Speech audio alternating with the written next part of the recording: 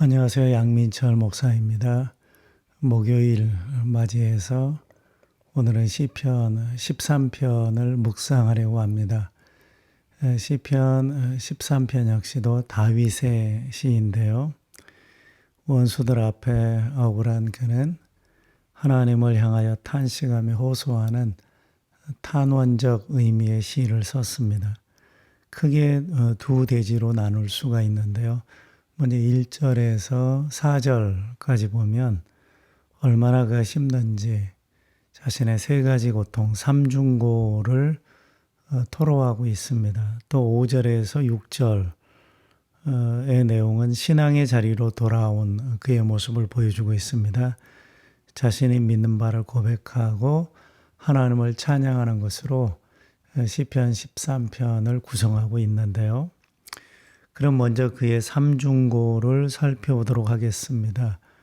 그는 어떤 고통을 겪고 있었을까요? 1절에 보면 이런 문장이 나옵니다. 여호와여 어느 때까지니까. 그는 하나님의 침묵으로 인해 지쳐 있었습니다. 더 이상 버틸 힘이 없는 자인 것처럼 지쳐 있었다라는 것입니다. 이것이 그의 첫 번째 고통입니다. 하나님의 침묵으로 인한 고통.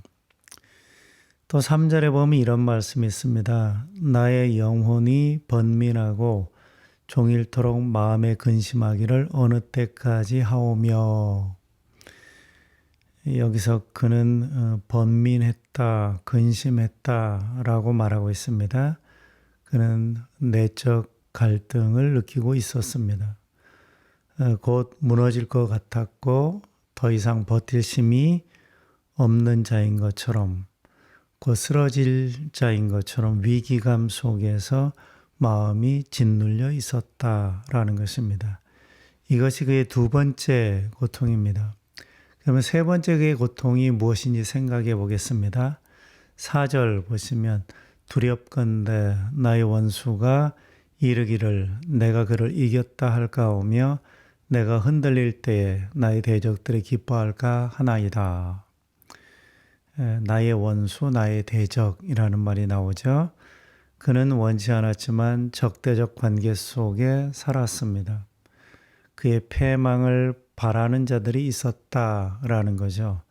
사울 왕이 그런 자이고 왕의 편에 서서 호의호식하기를 바랬던 자들, 간사한 무리들이 그의 원수이며 그의 대적들이었다라는 것입니다.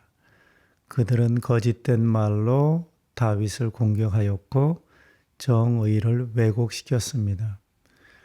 그들이 바라보는 중에 다윗은 점점 어려움이 있었기 때문에 이것이 다윗의 세 번째 고통이라고 말할 수 있습니다. 다시 정리하면 그는 이런 고통 가운데 있었죠. 하나님의 침묵으로 인한 고통, 내적 갈등으로 인한 고통, 대적들로 인한 고통. 이런 고통을 토로하다가 하나님을 의지하며 찬양합니다. 5절, 6절을 읽어드릴게요. 나는 오직 주의 사랑을 의지하여 싸우니 나의 마음은 주의 구원을 기뻐하리이다. 내가 여호와를 찬송하리니 이는 주께서 내게 은덕을 베푸심이로다. 아멘.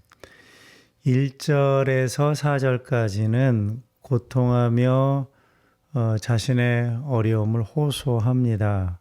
그랬던 그가 5절, 6절에서 믿음을 고백하며 하나님을 찬양합니다. 한 사람 안에서 두 가지 잘 어울리지 않는 모습을 발견하게 되는데, 먼저는 나 힘들어, 어려워 이렇게 말하다 갑자기 하나님의 구원을 기뻐하고 하나님을 찬양합니다. 이런 신앙적 모습을 보여주고 있습니다. 절망했던 그가 또 신앙적 고백을 하는 그런 모습을 보게 되는데, 그가 느꼈던 현실과 그가 믿고 있는 바가 이렇게 다르다라는 것입니다. 우리도 다윗과 같습니다. 내가 생각하고 믿는 바는 견고한 신앙의 모습이고 나를 구원하시며 나를 사랑하시며 나를 인도하시는 하나님인 것이 분명한데 내가 현실에서 느끼는 고통은 곧 망할 것 같고 죽을 것 같고 아무도 내 곁에 없는 것 같고 점점 어둠 속에 빨려 들어가는 것 같은 그러한 감정을 갖고 있다라는 것입니다. 그러면 우리는 이때 어떻게 하면 좋을까요? 성경을 듣고 읽고 아는 바가 있어 하나님을 의지하고 찬양하는데 감정은 상처를 받고 안정감을 잃어버린 상태라면 나는 어떻게 하면 좋을까? 아는데 잘 안 되죠. 믿는데 힘듭니다. 찬양은 하는데 괴롭습니다. 감정의 자리는 여전히 어수선하죠. 이때 어떻게 해야 될까? 몇 가지 나누어서 생각해 보겠습니다. 첫 번째, 성경을 통해 아는 바를 믿으시기 바랍니다. 성경이 말하는 바가 현실이 될 것을 믿으시기 바랍니다. 내가 성경을 통해서 아는 바가 앞으로 전개될 현실입니다. 이렇게 믿기 바랍니다.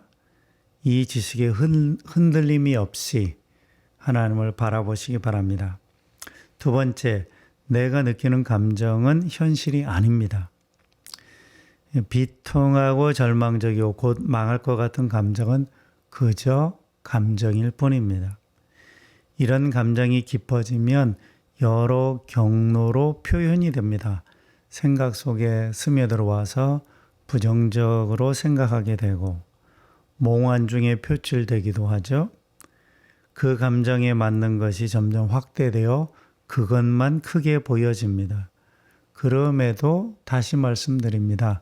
감정은 감정일 뿐 현실이 아니다라는 것입니다. 세 번째, 감정은 현실이 아니니 감정을 바로미터로 삼지 마셔야 합니다. 현실이 아닌 감정으로는 현실을 제대로 보기 어렵습니다. 감정이 우울하면 부정적으로 보기 마련이죠. 좋지 않은 일들이 겹치면 감정은 상황이 더 나빠져서 매우 심하게 부정을 과장하게 됩니다. 그래서 더 부정적으로 보여지게 된다라는 것입니다. 그러니 감정을 바로미터로 삼지 말라는 말입니다. 감정은 감정일 뿐 현실은 아닌 것입니다. 네 번째, 감정을 의심하기 바랍니다.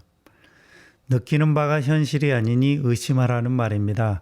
과장이 심하니 다 믿지 말라는 말입니다. 다섯 번째, 감정은 시간이 지나면 거품이 빠집니다.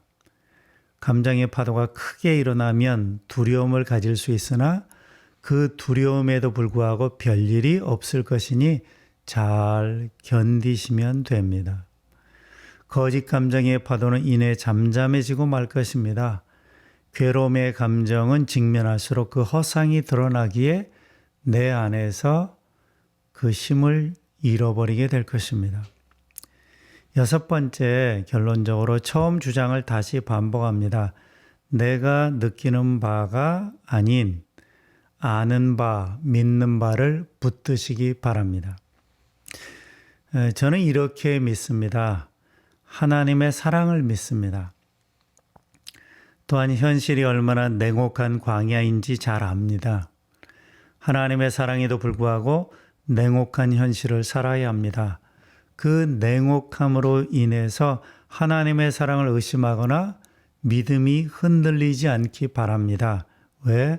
하나님의 사랑을 믿기 때문입니다. 저는 제가 꽤 강하다고 믿습니다. 하나님의 사랑 안에 있기 때문입니다. 하나님의 말씀을 붙들고 있기 때문입니다.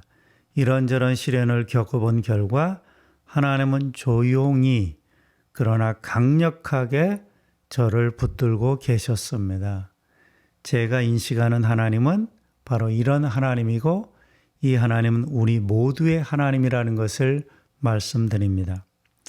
저는 현실이 점점 좋아진다고 믿습니다. 그렇기 때문에 어려움이 닥쳐와도 굳이 부정적으로 생각하고 싶지 않습니다.